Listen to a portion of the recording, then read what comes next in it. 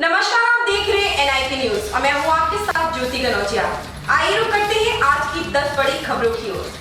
रक्षा मंत्री राजनाथ सिंह ने लखनऊ में मीडिया को संबोधित करते हुए कहा कि यह केंद्र की मोदी सरकार के प्रयासों का ही परिणाम है कि आज जब भारत में कोविड का संकट गहरा रहा है तो भारत की मदद करने के लिए दुनिया भर के देश आगे आ रहे हैं। उन्होंने कहा कि प्रधानमंत्री नरेंद्र मोदी ने कोविड को एक चुनौती की तरह लिया है और इसे नियंत्रित करने के लिए हर संभव प्रयास किया जा रहा है। रक्षा मंत्री राजनाथ सिंह ने मंगलवार को लखनऊ में HAL की मदद से तैयार किए गए 255 बेड के अस्पताल और DRDO की मदद से तैयार किए गए 550 बेड के अस्पताल का निरीक्षण किया। इस मौके पर उनके साथ मुख्यमंत्री योगी आदित्यनाथ भी थे। उन्होंने प्रदेश सरकार की सराहना करते हुए कहा कि उत्तर प्रदेश सरकार ने कोविड-19 की चुनौती का सामना करने में जितनी तत्परता दिखाई है उसकी जितनी तारीफ की जाए उतनी कम है। उन्होंने आगे जोड़ा कि खामियां किसी में भी हो सकती हैं, पर यह भी सच है कि चूक उसी से होगी जो कार्य करेगा। उन्होंने कहा कि कोविड-19 को नियंत्रित करने के लिए किए जा रहे उत्तर प्रदेश सरकार के प्रयासों की विश्व स्वास्थ्य संगठन ने भी सराहना की है, जो कि छोटी बात नहीं है। प्रदेश सरकार द्वारा कोविड-19 की चुनौती का पूरी जिम्मेदारी से सामना किया जा रहा है।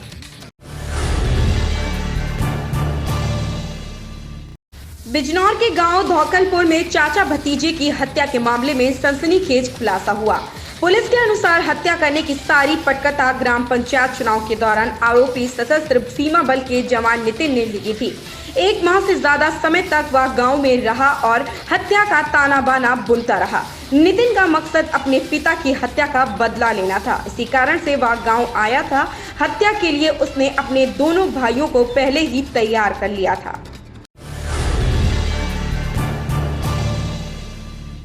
कोरोना के मरीजों को ब्लैक फंगस संक्रमण का खतरा भी घेर रहा है। यह संक्रमण महाराष्ट्र, गुजरात के कुछ जिलों के बाद मेरठ में भी देखने को मिला।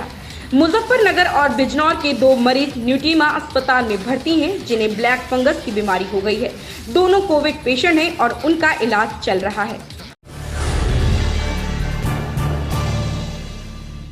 उत्तर प्रदेश के कानपुर जिले के शिवली के रहने वाली उषा ओमर की इलाज न मिलने से मौत हो गई। पति मंगला चरण ओमर ने बताया कि पत्नी को सांस लेने में तकलीफ थी।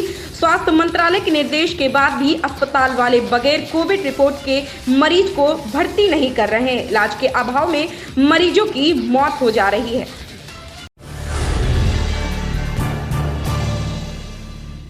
दिल्ली एम्स निदेशक डॉक्टर रणदीप गुलेरिया ने कहा कि देश में तीसरी लहर का परिणाम काफी गंभीर आ सकता है। इस बार बच्चे भी इस वायरस की चपेट में आ सकते हैं।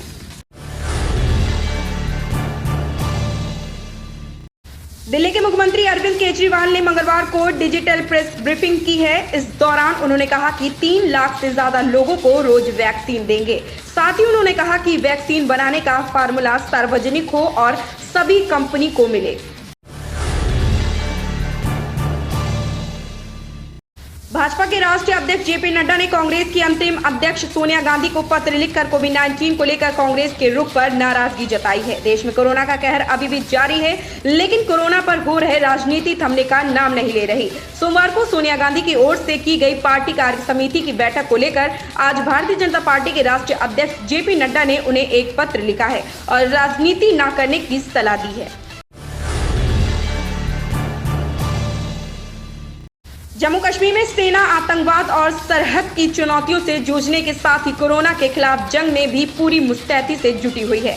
संकट की इस स्थिति में दुर्गम पहाड़ियों पर आवाम की मदद के लिए पहली बार सेना ने खैरियत पेट्रोल टीम का गठन किया है। राजधानी लखनऊ में कोरोना से जान गंवाने वाली थाईलैंड की युवती पिया थिडा के मामले में चौंकाने वाले तथ्य सामने आए हैं। पुलिस की जांच में पता चला है कि वह लखनऊ में पिछले कई सालों से आती जाती रही है और विभूति खंड इलाके में स्थित O2 स्पा सेंटर में बतौर फिजियोथेरेपिस्ट काम कर रही थी। खुद को थाई युवती का गाइड बताने वाला सलमान ही इस सेंटर का मैनेजर है। उसने पुलिस की पूछताछ में कई राज उगले हैं। यह सेंटर एक बिल्डर का है जो इस समय छत्तीसगढ़ के रायपुर में रह रहा है। पुलिस ने स्पा सेंटर के सभी दस्तावेज व CCTV फुटेज अपने कब्जे में ले लिया है। कोरोना का कहर पूरे देश में अपने चरम पर है। इस खौफनाक महामारी का असर इंसान के स्वास्थ्य के साथ साथ आपसी रिश्तों, नातों और इंसानियत पर भी हद से ज्यादा पड़ा है। हाल ही में कोलकाता में एक बच्चा कोरोना संक्रमित हुआ तो पिता उसे स्टेशन पर छोड़कर चला गया। ऐसी ही खबरों से जुड़े रहने के लिए आप देखते रहें NIP न्यूज।